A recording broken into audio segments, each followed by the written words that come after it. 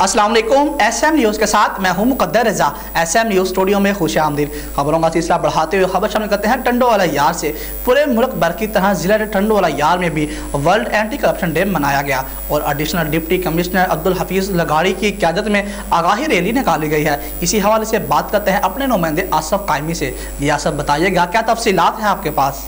जी, टंडो ज़िले में world anti corruption day मनाने के सिलसिले में additional deputy commissioner Tando Abdul Hafeez Lagari की क़यादत में सैयद मुर्तज़ा शाह डाडाई बल्दिया हाल टंडो में एक आगाही रैली निकाली गई।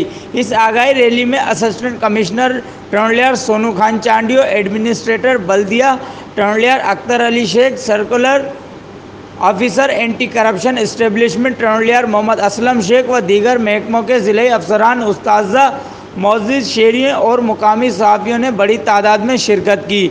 आगाही मुहिम से खिताब करते हुए additional deputy commissioner Tando Abdul Hafeez Lagari ने कहा कि करप्शन हमारे माशरे में नासूर की तरह है, जबकि करप्शन इदारों को दीमक की तरह खा रही है और करप्शन का खात्मा हम सब की इज्तिमाई जिम्मेदारी है।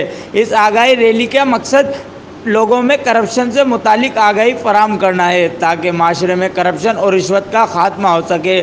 आज हम सबको ये अहद करना होगा। इस मौके पर दीगर अफसरान ने भी वर्ल्ड एंटी करप्शन डे के हवाले से अपने अपने ख्यालात का इजहार किया।